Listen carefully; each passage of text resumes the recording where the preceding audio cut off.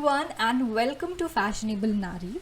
आज मैं आपको इस ब्लाउज़ को बनाने का फोर्थ एंड फाइनल वीडियो जो है वो शेयर करने वाली हूँ। इसमें हम सीखेंगे कैसे हम बेसिक बॉर्डर्स ब्लॉक से अडेप्ट करके ऐसा ब्लाउज़ बना सकते हैं। इसके पहले के जो पार्ट्स हैं जिसमें कटिंग मैंने सिखाई है और स्टिचिंग सिखाई है वो मैं डिस्क्रिप्शन बॉक्स में दे दूँगी इन केस अगर आपको चेक करना हो तो। So without wasting any time let's get started.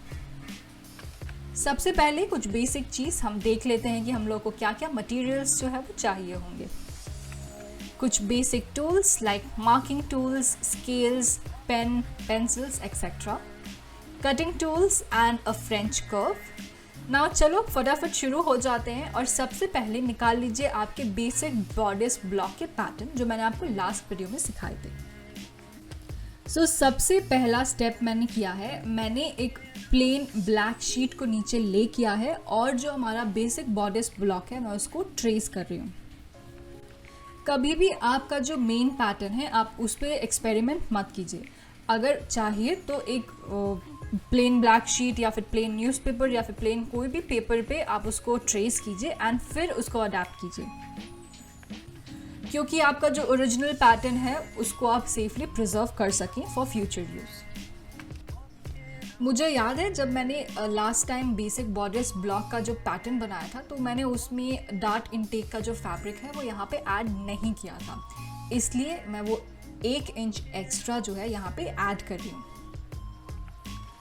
Now यहाँ पे मैंने 1 इंच एक्स्ट्रा डार्ट को इंक्रीज़ किया है। ये एक ऑप्शनल स्टेप है, अगर आप चाहें तो कर सकते हैं, नहीं तो फिर कोई ज़रूरत नहीं है, क्योंकि मेरा जो वेस्ट मेजरमेंट है वो 34 आता है और जहाँ पे मेरा ब्लाउज़ का बॉटम हेम आता है वो 33 होता है। सो उसकी वजह से मैंने 1 इंचज़ यहाँ पे डिक्रीज़ किया है। यहाँ पे मैं सिर्फ क्रीज़ जो है वो बना रही हूँ सो दैट कि जब मैं ये डार्ट फोल्ड करूँ तो वो पेपर जो है वो ईजिली फोल्ड हो जाए, क्योंकि पेपर की जो थिकनेस है वो थोड़ी सी मोटी है। हम यहाँ पे डार्ट मैनिपुलेट करने के लिए यूज़ करने वाले हैं कट एंड स्लैश मेथड। उसके लिए हम लोग को ये जो डार्ट है वो क्लोज करना पड़ेगा। ये डार्ट आ रही है हमारी आर्म होल कर्व से, इसको मैं ट्रांसफ़र करने वाली हूँ टू शोल्डर डार्ट। अगर आपके पास कोई ऐसा पैटर्न है जिसमें ऑलरेडी शोल्डर डार्ट है तो वो बहुत अच्छी बात है।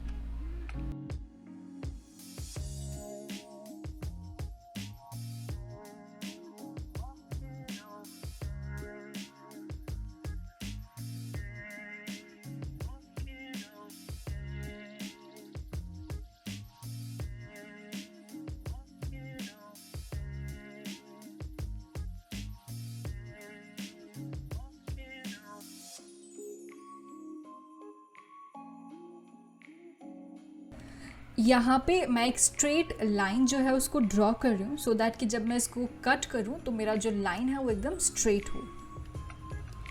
एज यू कैन सी, जैसे ही मैंने कट किया और हमारी आर्म होल डार्ट को क्लोज किया तो यहाँ पे एक न्यू डार्ट जो है वो ओपन हो गई और ये जो हमारी न्यू डार्ट है इसका नाम है प्रिंसेस लाइन फ्रॉम शोल्डर। अब हमारी आर्म होल डार्ट को मैंने क्लोज करके उसको टेप से सिक्योर कर दिया है सो दैट कि जब मैं इसको ट्रेस करूँ एक दूसरे शीट पे तो ये बिल्कुल भी मूव ना हो।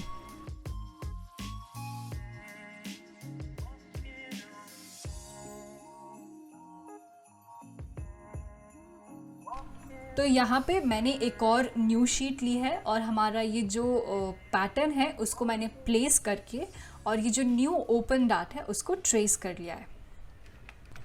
ये अगर आप चाहें तो एक्चुअली एक ही शीट में कर सकते हैं, बट फॉर डेमॉन्स्ट्रेशन पर्पस मैंने ये डिफरेंट शीट्स में किया है ताकि जो समझने में है थोड़ी आसानी हो जाए।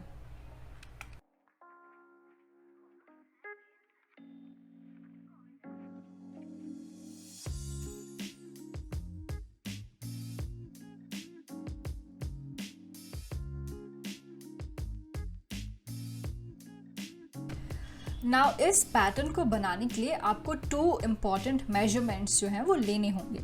फर्स्ट, आपको आपके ब्लाउज़ की लेंथ क्या रखनी है वो, और second around bottom of blouse जो मेरे केस में 33 इंचेस था जिसका मैंने डार्ट ऑलरेडी डिक्रीज़ कर दिया है पहले स्टेप में।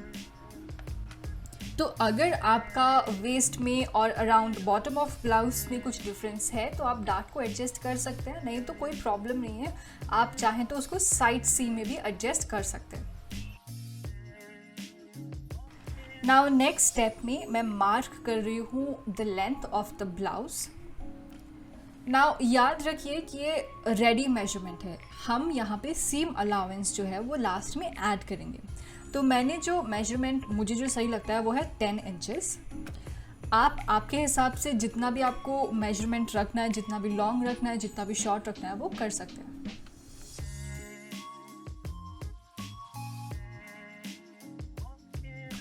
अगले स्टेप में मैं एक फ्रेंच कर्व की हेल्प से हमारी शोल्डर डार्ट को वेस्ट डार्ट से मैच कर दूंगी।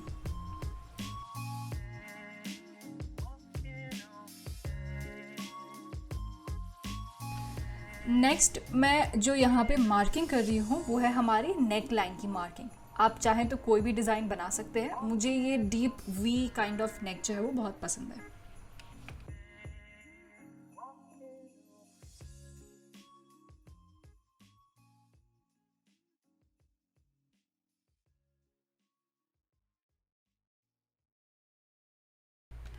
नेकलाइन के साथ साथ मैंने हमारा जो आर्म होल कर्व है उसको डीप करते हुए नेकलाइन से अटैच कर दिया है, क्योंकि अगर आप डिज़ाइन देखेंगे तो डिज़ाइन में ये जो एक काइंड ऑफ ट्रायंगल जो है वो बन रहा है और फिर वहाँ से एक स्पेगेटी स्ट्रैप जो है वो निकल रही है।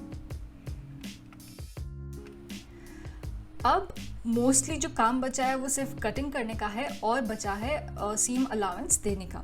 तो सबसे पहले मैंने यहाँ पे कट किया है नेकलाइन और आर्म होल कर्व को। नेक्स्ट मैं यहाँ पे एलिमिनेट कर रही हूँ हमारी डार्ट्स को।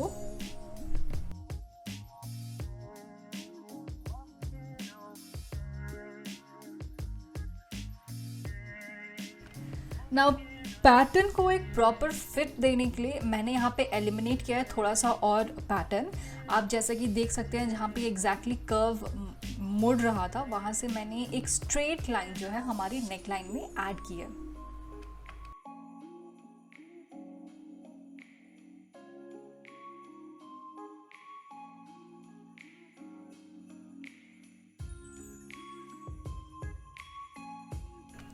सो मैंने यहाँ पे इस स्ट्रेट लाइन को हल्का सा कर्व किया है। एज वी ऑल नो कि हमारी बॉडी जो है वो कम्प्लीटली स्ट्रेट नहीं होती है, उसमें कुछ नेचुरल कर्व्स होते हैं, उसी को अकोमोडेट करने के लिए मैंने यहाँ पे हल्का सा कर्व जो है वो दिया है। इससे ये होगा कि स्टिचिंग करने के टाइम पे भी बहुत इजी हो जाएगा और दूसरा ये बहुत ही अच्छे से जो है वो हमारे बॉडी पे फिट होगा, हमारे बस्ट पे जो है वो फिट होगा। तो फाइनली ये जो पैटर्न है हमारे फ्रंट का कुछ ऐसा दिखेगा। नाउ ये वाला स्टेप जो मैं कर रही हूँ वो कम्प्लीटली ऑप्शनल है और मोस्टली डेमोन्स्ट्रेशन पर्पस के लिए है, क्योंकि यहाँ पे मैं आपको दिखाने वाली हूँ कि कहाँ पे कितना सीम अलाउंस आपको ऐड करना है और जब आप इस पैटर्न को ऑन फोल्ड पे काटेंगे तो ये कैसा दिखेगा। आप चाहें तो ये सेम चीज़ ऑन फैब्रिक पे कर सकते हैं, जैसे कि अगर आप फैब्रिक को ले करेंगे और आप जैसे ही पैटर्न को ड्रॉ करते हैं तो ड्रॉ करने के बाद आप एक्स्ट्रा सीम अलाउंस उसी फैब्रिक पे ऐड करके फिर कट कर सकते हैं।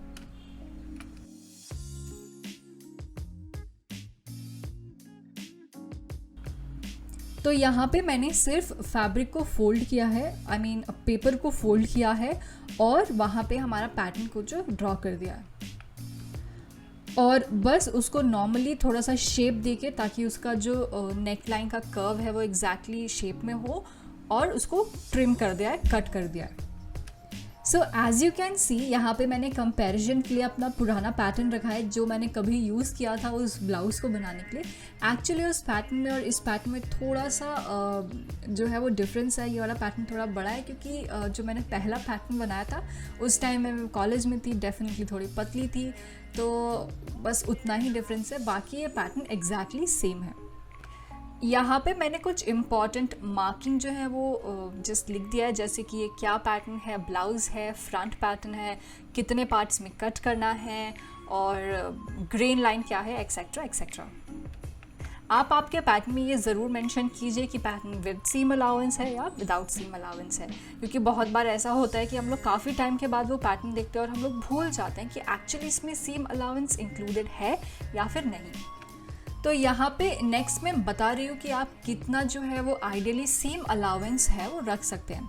जैसे कि फॉर नेकलाइन के लिए अगर आप हाफ इंच सीम अलाउंस रखेंगे that is very much sufficient. Same with the sides, अगर आप दोनों साइड्स पे हाफ इंच सीम अलाउंस देंगे तो भी वो सफिशेंट है। आ जाते हैं बॉटम के लिए। बॉटम के लिए 1 इंच मैक्सिमम 1.5 इंचेस आप रख सकते हैं।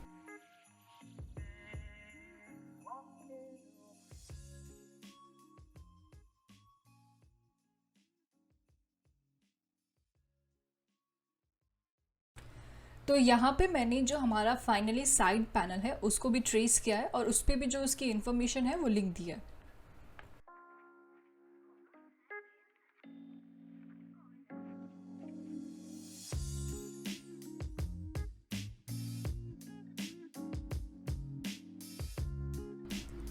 नेक्स्ट जो है वो मैं यहाँ पे ऐड कर रही हूँ सीम अलाउंस। जैसे कि हमने नेकलाइन पे सीम अलाउंस हाफ इंच दिया था तो यहाँ पे भी हाफ इंच रहेगा।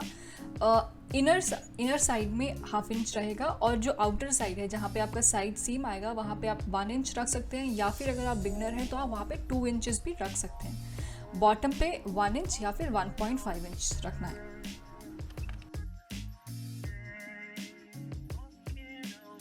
तो यहाँ पे मैं आपको सिर्फ पैटर्न एडजस्ट करके बता रही हूँ कि जब आप इसको स्टिच करेंगे तो आप इसको ऐसे रख के फिर यहाँ पे स्टिच कर सकते हैं। जैसा कि मैंने आपको पहले भी बताया कि स्टिचिंग का वीडियो ऑलरेडी मेरे चैनल पे अपलोडेड है, अगर आप चाहें तो डिस्क्रिप्शन बॉक्स में लिंक है, आप वहाँ से उसको चेक कर सकते हैं।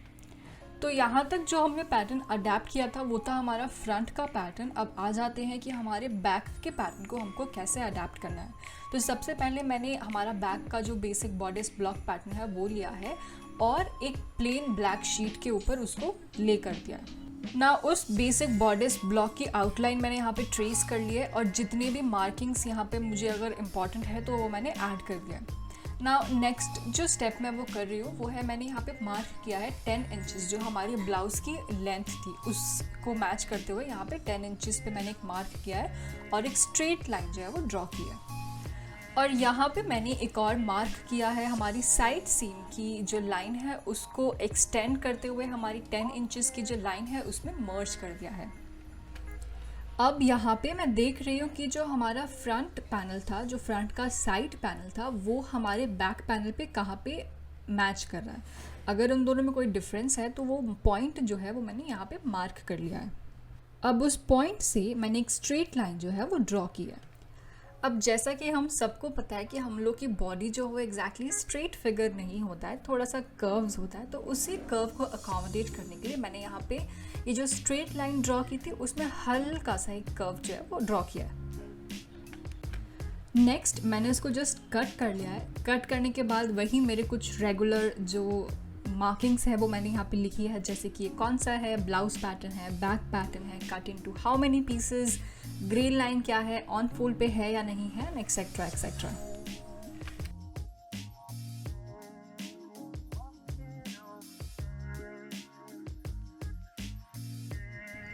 तो नेक्स्ट जो है वो मैं ऐड कर रही हूँ यहाँ पे सीम अलाउंस। बैक नेकलाइन के लिए मैंने किया है half inch seam allowance.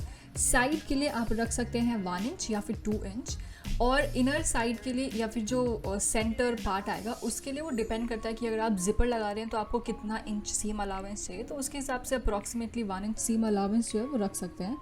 And bottom के लिए 1 इंच या फिर 1.5 inch seam allowance is sufficient enough. तो फाइनली जब आपका बैक पैटर्न बन जाएगा तो ये कुछ ऐसा दिखेगा। तो मैंने यहाँ पे जो हमारा फ्रंट का साइड पैनल है उसको बैक पैनल से अटैच करके दिखाया कि ये अल्टीमेटली दिखेगा कैसे। इसमें थोड़ा सा कर्व आएगा, कर्व से ये पीछे का जो बैक पैनल है वो स्ट्रेट दिखेगा। आई होप कि आपको ये वीडियो पसंद आया होगा। अगर आपको पसंद आया हो तो please don't forget to like, share and subscribe to fashionable Nari for more such videos. Bye bye.